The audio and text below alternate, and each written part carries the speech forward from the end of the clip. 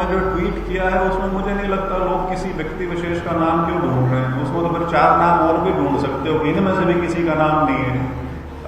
प्रदेश का जो सामाजिक ताना बाना है, पहला उद्देश्य वो है, और दूसरा उद्देश्य कांग्रेस पार्टी के अंदर कि हमारा संगठन नहीं था। संगठन ना होने का सीधा सीधा मतलब हमारे दफ्तर भी नहीं थे। धीरे धीरे ऐसा लगता है कि किसी गुट की शक्ल ले लेता है, तो जब गुट की शक्ल नजर आनी शुरू होती है तो फिर वो मतभेद भी दिखने शुरू हो जाते हैं। बदलाव कुदरत का नियम है, बदलाव तो आएगा, हर चीज में आएगा। और उन्होंने जो ट्वीट किया है उसमें मुझे नहीं लगता लोग किसी व्यक्ति विशेष का नाम क्यों ढूंढ रहे हैं। उसमें तो फिर 4 नाम और भी ढूंढ सकते हो, इनमें से भी किसी का नाम नहीं है। उन्होंने जो पार्टी का राष्ट्रीय स्तर पर जो शीर्ष नेतृत्व है, जहां से नियुक्ति होती है, उन सबका उसमें जिक्र किया है उन्होंने।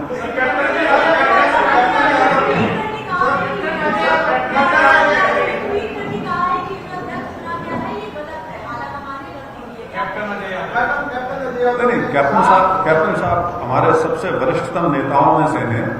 वो समय समय पर अपनी बात कहते रहते हैं। थोड़े टाइम बाद देखेंगे कि उनका तब भी यही मत रहेगा या कुछ बदलाव आ जाएगा उसमें। मैं सबको बुलाऊंगा। मेरी राव नरेंद्र जी से भी आज बात हुई है, उनको भी मैंने निमंत्रण दे दिया। तो इस यात्रा के माध्यम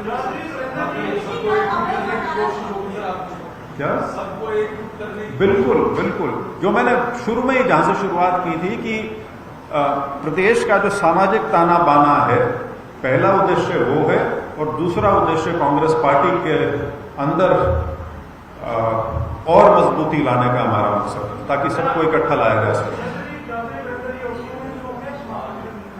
कौन? वो थ्रू आउट ही होंगे। सर, आप यात्रा की बात करते हैं, लेकिन कांग्रेस में लगातार हमेशा रहती है, खासतौर पर चुनावों के समय और हो जाती है, तो उसको कैसे?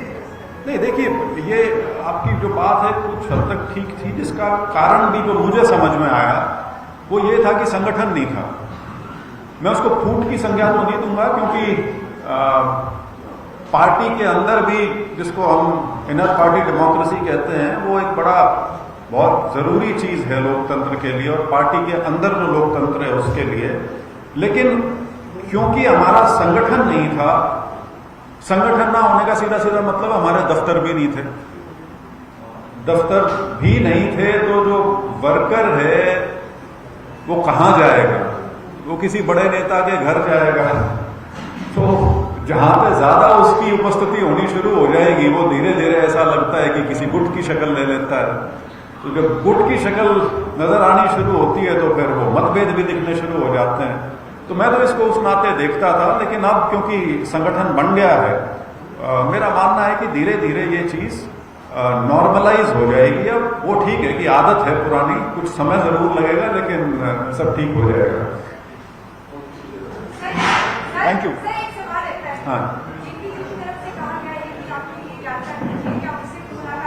मैंने जेपी जी और उनके बेटे जो एमएलए हैं कलायत से, दोनों को निमंत्रण मैं 2 दिन पहले भेज चुका हूँ।